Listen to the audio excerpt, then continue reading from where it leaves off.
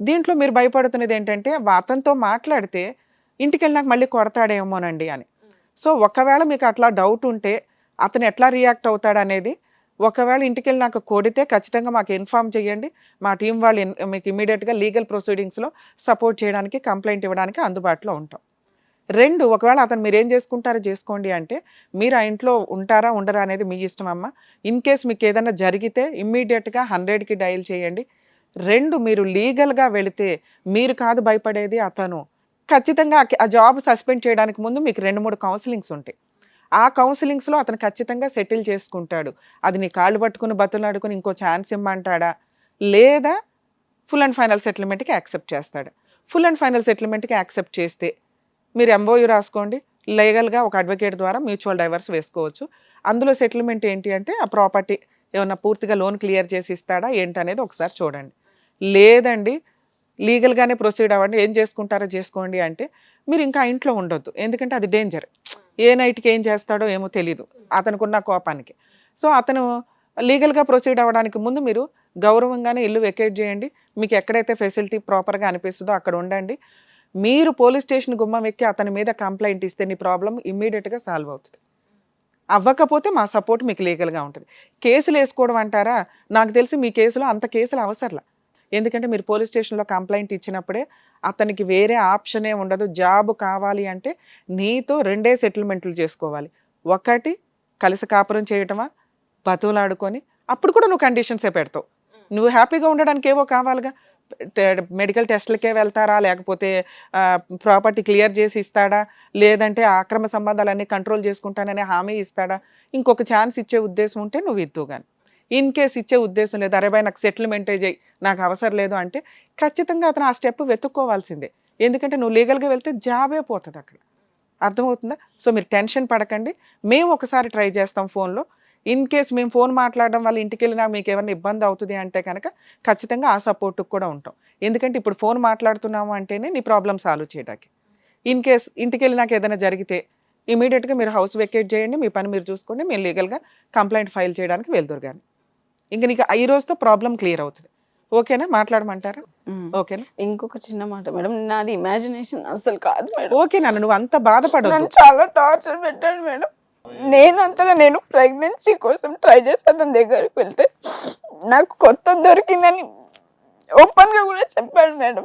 వాటి వల్లే మీరు ఇట్లా ట్రిగర్ అయిపోయారమ్మా అంటున్నా. అట్లా రెచ్చగొట్టి మాట్లాడడం వల్లే మీరు అట్లా ట్రిగర్ అయ్యారు. మీరు మాట్లాడుతున్నది ఎట్లా అంటే జాబ్ మానేసావు, లైఫ్ స్పాయిల్ చేసుకున్నావు, ఏం థింక్ చేస్తున్నావు, ఏం చేస్తున్నావు నీకు అర్థం కావట్లా. నేను ఈ రోజు ఏడ్చా మేడం. ఇంతకు ముందు ఎప్పుడు నేను స్ట్రాంగ్ గానే ఉన్నాను మేడం. మీ అమ్మ అంత స్ట్రాంగ్ గా ఉంది, ఆవిడ ఎన్ని ప్రాబ్లమ్స్ సాల్వ్ చేసుకొని ఆవిడలా ఉంది. సూసైడ్ అటెంప్ట్కి వెళ్ళిపోయి ఎంత దారుణం తల్లి. చనిపోతే ఎవడికి లాసు, నువ్వు పోతావు, మీ అమ్మ ఒక్కతే అనాథ అవుతుంది. ఇప్పుడు నువ్వు ఉండబట్టే కదా ఆవిడ అంత ధైర్యంగా కూర్చుంది. నీకేదన్నా అయినా ఆవిడ ఉంది, ఆవిడకి ఏదన్నా అయినా నువ్వు ఉన్నావు. సూసైడ్లు చేసుకొని ఎవరిని బ్లాక్మెయిల్ చేస్తారు మీరు? పోతే నీ గురించి ఏడ్చే వాళ్ళు ఎవరైనా ఉన్నారా? మీ అమ్మ తప్ప. 4 రోజులు ఏడ్చిద్ది, ఆవిడకి మళ్ళీ కష్టాలు ఎక్కువ అవుతాయి. ఈ రోజున ఏదైనా జ్వరం వస్తే నువ్వు టాబ్లెట్ వేస్తావనే కదా ఆవిడ అంత ధైర్యంగా కూర్చుంది ఇక్కడ. సూసైడ్ అటెంప్ట్స్ ఎప్పుడు చేయకండి నాన్న. అసలు ఈ ప్రాబ్లమ్ సాల్వ్ చేయాలంటే నువ్వు ముందు ఆ ప్రామిస్ చేయాలి. నేను మా మమ్మీకి ప్రామిస్ చేశాను మేడం, ఇంకా ఎప్పుడు నేను ఇట్లా చేయను. చెయ్యి, ఇప్పుడు చెయ్యి, మా ముందు చెయ్యి, మాకు ఎవిడెన్స్ ఉంటుంది. నువ్వు ఇంటికి వెళ్ళి మళ్ళీ ఏదైనా చేసుకుంటే మీ అమ్మ దగ్గర ప్రామిస్ చేయి, నేను జీవితంలో ఎప్పుడు చెయ్యమ్మా, ఎప్పుడు సూసైడ్ చేసుకున్నాను చెయ్యమ్మా. మీ అమ్మ కోసం బతకాలి కదా. కానీ ఫోన్ మాట్లాడితే బెటర్ అని నేను అనుకుంటున్నా. ఎందుకంటే అంత ఉండదు, ఒక హింట్ ఇవ్వాలి కదా అతనికి, ఆవిడ బయటికి వెళ్ళాలన్నా. నాన్న మీ హస్బెండ్తో ఫోన్ మాట్లాడతాం, ఏం రెస్పాన్స్ వస్తుందో చూద్దాం. ఇన్ కేసు అతను సెటిల్మెంట్ చేసుకుంటాను అంటే కనుక ఖచ్చితంగా మిమ్మల్ని పిలిపించి ఇంకో సిట్టింగ్ కూర్చోబెట్టి మాట్లాడతాం, లేదా ఫోన్లోనన్నా మ్యాటర్ సెటిల్ చేసి మీకు మ్యూచువల్గా వెళ్ళడానికి సపోర్ట్ చేస్తాం మా టీం అంతా. లేదు నేను ఆల్రెడీ లీగల్గానే వెళతానండి అంటే మీరు ఒక్క సెకండ్ కూడా భయపడాల్సిన అవసరం లేదమ్మా. పోలీస్ స్టేషన్కి వెళ్ళి కంప్లైంట్ ఇవ్వండి, ఆ కంప్లైంట్కి మేము ఎంత సపోర్ట్ చేయాలో చేస్తాం. మీ కేసు 100% కంప్లైంట్ స్టేజ్లోనే సెటిల్మెంట్ అవుతుంది. అది కలిసి ఉంటారా, మ్యూచువల్గా వెళతారా అనేది డిసైడ్ చేద్దాం అట్లా. సో మీరు అస్సలు టెన్షన్ పడొద్దు, బాధపడొద్దు. దయచేసి నా పర్సనల్ రిక్వెస్ట్, సూసైడ్ అటెంప్ట్ అస్సలు చేయొద్దు. మీ అమ్మని చూసానా నువ్వు బతకాలి, నువ్వు 10 మందికి యూజ్ అవుతానా. జాబ్ చేసుకుంటే నువ్వు ఇండివిజువల్గా బతకాలి కదా. ఎందుకు అట్లా ఎవరి కోసం చనిపోవాల్సిన అవసరమే లేదు. మీ ఏం చేద్దాం అంటారు చెప్పండి మరి, మీ మీద లీగల్ గా వెళ్ళమంటారా లేకపోతే మ్యాటర్ ఏదైనా సెటిల్ చేసుకుంటారా? మీరు 9 years ఒక్క నిమిషం 9 years లవ్, 4-5 years 2018-19 లో మ్యారేజ్, ప్రెగ్నెన్సీ, పిల్లల కోసం మీరు హాస్పిటల్కి వెళ్ళారు. ఒక 2 years నుంచి ఏదో వానర్ పైన ఎవరో వానర్ అమ్మాయి తోటి మీకు అక్రమ సంబంధాలు ఉన్న ఎవిడెన్సులు చూపించింది ఆ అమ్మాయి. ఈ మధ్య ఎవరో టిక్ టాక్ ఆర్టిస్ట్ తోటి కూడా ఏదో మెసేజ్లు పెట్టుకుంటున్నారట. నా పైన మా వైపు కంప్లీట్ ఇస్తాను. అవునండి, ఇక్కడ మా ముందే ఉంది. ఒకసారి ఇవ్వండి, ఫోన్ ఇవ్వండి. అమ్మా మాట్లాడినాను. హలో హలో, చెప్పు. ఏమైంది? కంప్లైంట్ ఏంది? దేని గురించి? నువ్వు చాలా బాగుంటున్నావు కదా, నాతో మంచిగా ఉంటున్నావు, పిల్లల్ని కనడానికి సంసారం చేస్తున్నావు, ఇంట్లో మంచిగా అంతా చూసుకుంటున్నావు. నీ పర్సులు ఉన్న పైసలు నీవి కాదు కదా. పైసలున్న పైసలు అడిగితే ఉంటే ఉండు లేకపోతే మస్తు మాట్లాడుతున్నావు కదా నా మీద. అసలు నువ్వు నాతోని 2 సంవత్సరాల నుంచి రోజు కలిసి ఉంటున్నావు, అది అందుకే కదా. కాదబ్బా, నువ్వు కౌన్సిలింగ్ సెంటర్ పోయి నా మీద కంప్లైంట్ పెట్టడం నాకు అర్థమైతలేదు. నీకు ఉన్న అక్రమ సంబంధాలకి నీ మీద కంప్లైంట్ పెట్టకపోతే పూజించాలా? ఏమున్నాయి అక్రమ సంబంధం? నాకు అర్థం. నీకేం లేవా? నా దగ్గర ఉన్న ఎవిడెన్స్, నేను చాలా ఓపిక బట్టి 2 సంవత్సరాల నుంచి ఉంటున్నా, నా దగ్గరనే నువ్వు మాట్లాడుతున్నావా? ఎవిడెన్స్ లేవనుకుంటున్నావా? నిన్ను దాన్ని తీసుకొచ్చి గుంజుకొస్తా, అర్థమవుతుందా? ఏదో ఎర్రి పుష్పం లాగా మాట్లాడుతున్నావు ఏంది? నువ్వు నాటకాలు చేస్తున్నావా? నీకు ఎంతమంది ఉన్నారు, ఏమేమి ఉన్నాయి, ప్రతి ఒక్క వీడియో ఎవిడెన్స్, నీ దగ్గర ఉన్న వీడియో ఎవిడెన్స్ నా దగ్గర ఉన్నది. నువ్వేమేమి చేసినావు కూడా నా దగ్గర ఉన్నది.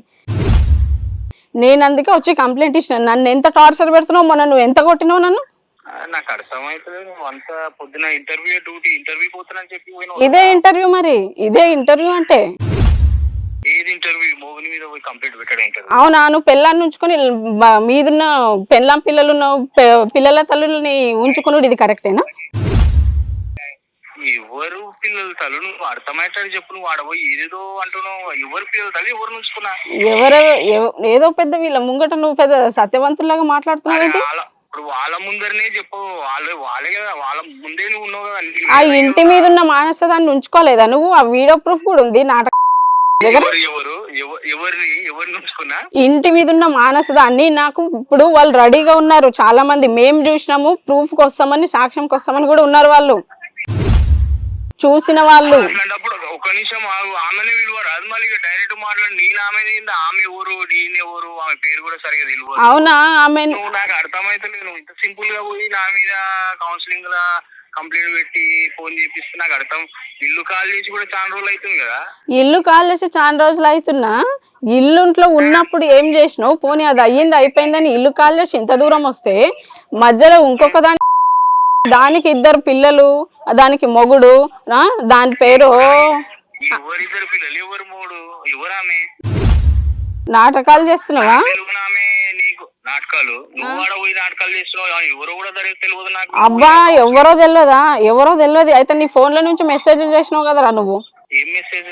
ఏం చేయి, బాగున్నావు, సూపర్ ఉన్నావు, ఈరోజు కలుస్తావా, ఈ రోజు పండుకుందాము, ఈ ప్లేస్ కి రా, ఓయో రూమ్ కి పోదాము, ఇగో ఇట్లాంటి డ్రెస్ వేసుకొని రా, ఇవన్నీ మెసేజ్ చేసినావు. ఎవరికి చేసినావు రా నువ్వు?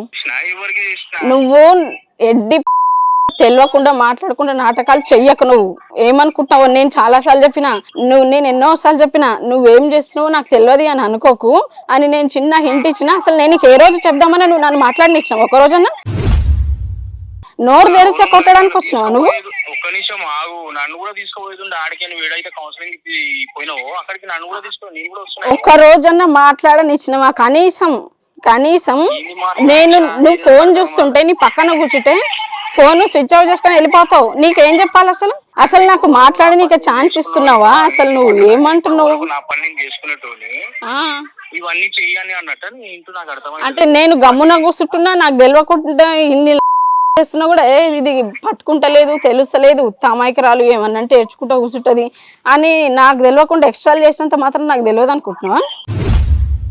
నాకు తెలియకుండా పోయినావు, ఏదో కంప్లీట్ అంటున్నావు, కౌన్సిలింగ్ అంటున్నావు, ఎవరితోనో ఫోన్ చేపిస్తున్నావు.